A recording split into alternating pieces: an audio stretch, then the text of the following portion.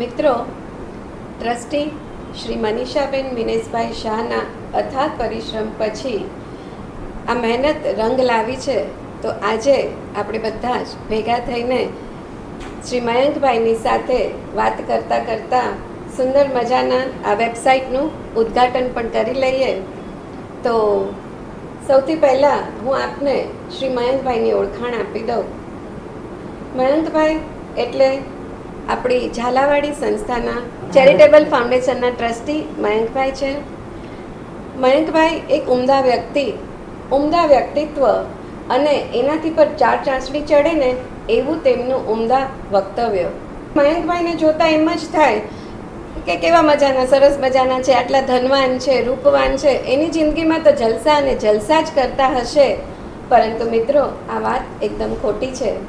કારણ કે તેઓની ધર્મ પ્રત્યેની શ્રદ્ધા, ધર્મ પ્રત્યેની રુચિ, ધર્મ પ્રત્યેનું આચરણ આગમના જાણનાર, આગમને વાંચનાર અને સાથે સાથે સાધુ સંતોને પણ ક્યારેક ક્યારેક તેમની મૂંઝવણોમાંથી બહાર કાઢનાર આ એમનો શોખ, આ જ એમનો આખા દિવસનો કાર્યક્રમ રહેલો છે. કહેવાય છે કે રોમમાં રસપુરી હોય કે પેરિસમાં પાત્રા હોય, પણ એમના સામાયિક અને એમનું પ્રતિક્રમણ ગમે ત્યારે એમની સાથે ને સાથે જ હોય. એવા છે આપણા શ્રી મયંકભાઈ અને તેમના ધર્મચારિણી શ્રીમતી શ્રુતિબેન મયંકભાઈ શાહ. શા માટે તમને આપણા ઝાલાવાડી સમાજ માટે આટલો બધો દાનનો પ્રવાહ વહેવાનું મન થાય છે? એવું કયું પરિબળ છે કે કયું પીઠબળ છે જે સતત અને સતત તમને આ ઝાલાવાડી સભા સાથે સાંકળી રહ્યું છે? દિવસે દિવસે તમે તેમને વધારે ને વધારે ઉત્તેજના આપી રહ્યા છો. તો આપ જરૂરથી જણાવશો કે તમને આ સમાજમાં સંસ્થા સાથે એવો કયો લગાવ છે? એનો હું તમારી પાસેથી જવાબ સાંભળવા માંગુ છું. સૌ પ્રથમ તો ઝાલાવાડી સ્થાનકવાસી જૈન સભા, આ સંસ્થા અમે તો પુણ્યશાળી માનીએ છીએ કે અમે ઝાલાવાડી છીએ અને સાથે સાથે સ્થાનકવાસી છીએ. મારા પિતાજી શ્રી જશવંતભાઈ શાહ અને માતાજી મંગળાબેન શાહ, તેઓ વર્ષોથી આ સંસ્થામાં સંકળાયેલા. અનેક વર્ષ પહેલાં મારી બે બહેનો જેઓએ દીક્ષા લીધી છે, તેમના નામે કુમારી તૃપ્તિ કુંવરજી અને કુમારી પ્રીતિ કુંવરજી માસતીજીના નામે સ્વધર્મી સન્માન યોજના, ત્યારબાદ નાલાસોપારામાં ઉપાશ્રય થતો હતો ત્યારે પણ, અને અવારનવાર આપણી જ સંસ્થા છે અને આપણી સંસ્થા કેમ વધારે શક્તિશાળી બને અને આપણા જ ઝાલાવાડના સર્વે ભાઈઓ, કારણ કે જશવંતભાઈએ 1959માં ખૂબ જ સામાન્ય 10,000 રૂપિયાની મૂડીથી એમણે એમની કંપની ચાલુ કરેલી. એ જાણે છે કે મિડલ ક્લાસ લાઈફસ્ટાઈલ શું છે અને એમની અંતરની ભાવના કે આપણો ઝાલાવાડી સમૃદ્ધ અને સુખી બને, એક પણ ઝાલાવાડી દુઃખી ન રહે, અને એના માટે તન મન અને ધનથી જેટલું યોગદાન આપી શકાય એટલું આપણે કરવું જોઈએ. ઝાલાવાડી સભાની પુણ્યવાણી છે કે છેલ્લા 50 વર્ષથી કે એનાથી પણ જૂની સંસ્થા, 115 વર્ષ, પરંતુ સંસ્થાની પુણ્યવાણી છે કે ઉત્તરો ઉત્તર એમને આ સભાને સંભાળનાર કાર્યકર્તાઓ એકથી ચડે એવા એક મળ્યા છે અને એનો પુરાવો આજે પણ આપણી સામે છે. માટે આ ભાવનાથી આપણે અમે અમારું કુટુંબ આ સંસ્થાથી સંકળાયેલું છે અને અમારું સદભાગ્ય છે કે અમને આવા સારા કાર્યોમાં યોગદાન કરવાનો મોકો સંસ્થાના બધા મોભીઓ અમને આપે છે. તમારા સંસ્કારોનો આ વારસો તમને મળ્યો, સાથે સાથે તમારે વસિયતમાં દાનનો વારસો પણ તમને મળ્યો છે. તો જે તમારા માતા પિતા કરતા હતા એના પછી હજી તમે આગળ શું કરવા માંગો છો? કે એમના કોઈ એવા પ્રોજેક્ટ હોય, એમની કોઈ એવી મહત્વાકાંક્ષાઓ હોય જે રહી ગઈ હોય કે જે તમને ખબર હોય તમારે પૂરી કરવી છે, ઉપરાંતમાં પણ તમે હજુ પણ આપણા ઝાલાવાડી સ્થાનકવાસી સમાજ માટે આગળ શું કરવા માંગો છો? અમારા કુટુંબની એક જ ભાવના છે કે આપણી સંસ્થાનું નામ ઝાલાવાડી સ્થાનકવાસી સભા છે.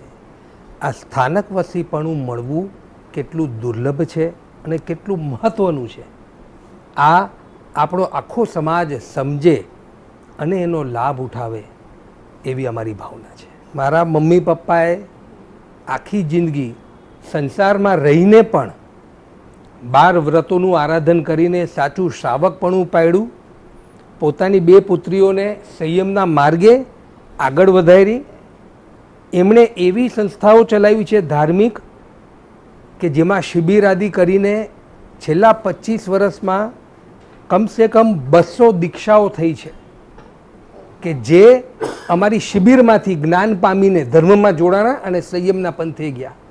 અને ગુજરાતના અને મારવાડના અનેક સંપ્રદાયોમાં આજે દીક્ષિત છે. તે ઉપરાંત મુંબઈ, અમદાવાદ અને રાજસ્થાનના અનેક ઉપાશ્રયોના નિર્માણમાં જશવંતભાઈનો હંમેશા સિંહ ફાળો રહ્યો છે. ઝાલાવાડી સભા પણ સારી રીતે જે કાંઈ પણ આમાં યોગદાન જાય છે, અમને વિશ્વાસ છે કે આપણે આપેલો રૂપિયો 100 રૂપિયા થઈને ઉગી આવશે. એવી સુંદર રીતે આ સંસ્થા તે આપેલા યોગદાનનો ઉપયોગ કરે છે.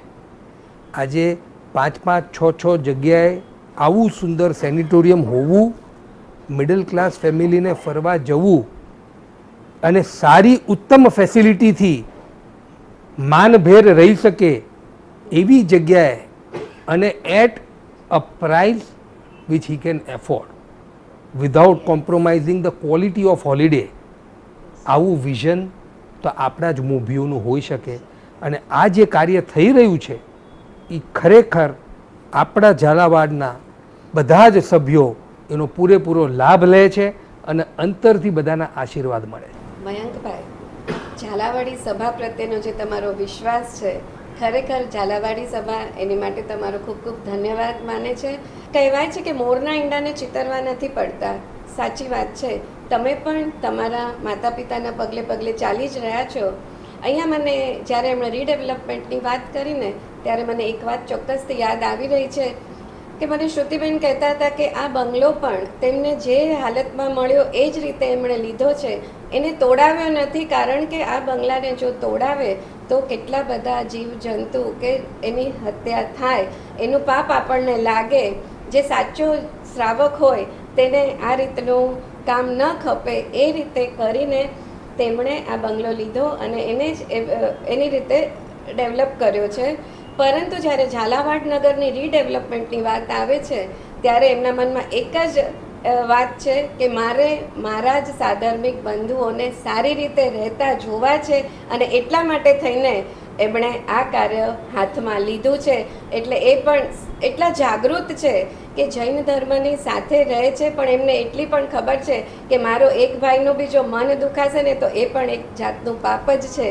તો તમારા આ શ્રાવક ધર્મને પણ અમે ખૂબ ખૂબ ધન્યવાદ આપીએ છીએ. અને જો આપણી પાસે બંગલો હોય ને મિત્રો, જેટલા બધા ફ્લોર હોય ને તો આપણને એમ થાય કે એક ફ્લોર પર આપણે ગાર્ડન બનાવશું, બીજા ફ્લોર પર આપણે હોમ થિયેટર કરશું, વળી ત્રીજા ફ્લોર પર સ્વિમિંગ પુલ પણ કરશું. પણ મિત્રો, એમને યાદ આવ્યું કે એક ફ્લોર પર મારે પૌષદશાળા પણ કરવી છે. આજે સાચો જૈન હોય ને એના જ મનમાં એવો વિચાર આવે કે મારા ઘરમાં પણ એક પૌષદશાળા હોય કે મારે પૌષદ કરવો હોય ને તો મારે ઉપાશ્રય સુધી જવું નહીં, અને હું મારા ઘરમાં પૌષદશાળા હોય, સ્વાધ્યાય રૂમ હોય તો એ ઘરના વાઇબ્રેશન્સ પણ કેટલા પોઝિટિવ હોય. એ બધું જ એ પોઝિટિવનેસ આપણને આ બંને પરથી દેખાઈ રહી છે કે તેઓ કેટલા શાંત, એકદમ શાંત રીતે એમના દરેક પ્રશ્નોના જવાબ પણ આપી રહ્યા છે. કોઈ જ ઉછાંછણાપણું નથી કે ક્યાંય પણ આ મારા ધનવાનપણાનું અભિમાન નથી. તો બનવું હોય તો ખરેખર એમના જેવા શ્રાવક બનવું એ આપણા બધાએ એવી ઈચ્છા રાખવા જેવી છે. શ્રુતિબેન, આ મયંકભાઈ આટલો બધો દાનનો પ્રવાહ વહાવી રહ્યા છે, તો એક સ્ત્રી સહજ ક્યારે તમારા મનમાં એવું થાય છે ખરું કે હવે મમ્મી પપ્પા તો કરતા હતા, આપણે ન કરીએ તો? અથવા તો મયંકભાઈએ વધારે દાન કરવું જોઈએ, અથવા તો હવે જેટલું છે એટલું કરો, બહુ વધવાની જરૂરત નથી? તમારા મનમાં આવો કોઈ વિચાર આવે છે ખરો ક્યારેક શ્રુતિબેન? ક્યારે નેગેટિવ વિચાર નથી આવ્યો, કારણ કે એટલો વિશ્વાસ છે કે જે કરે છે એ સારા માટે જ કરે છે, અને પપ્પા મમ્મીએ અમને એ જ સંસ્કાર આપ્યા છે. એટલે કોઈ દિવસ એટલે વધારે ને વધારે દાન એમને હા. કરવું જ જોવે ને. તમારે દાગીનાની ચિંતા નથી ને? મારું સદભાગ્ય છે કે મારામાં ભલે રામ જેવા ગુણ નથી, પણ મને લક્ષ્મણ જેવો ભાઈ મળ્યો છે શ્રેયાંશ, અને સીતા જેવી વાઈફ મળી છે શ્રુતિ. Mayankbhai, I like to know that for the younger generation, what advice and suggestion you will give. So, in the future, if they want to donate or if they want to work for the society, what they can do. See, first of all, for the younger generation, my message would be proud of your culture, your religion, and your family. Today's younger generation, with the kind of higher education they are getting, we are seeing that the values for their parents, for their families are not growing as their careers are growing. The more you value your parents and your culture, you will realize that we should value the entire ecosystem in which we exist. It's live and let live. I am happy and I would like to see anybody and everybody associated with me should be happy. If they will keep these principles in life, I am sure they will make the best of their lives.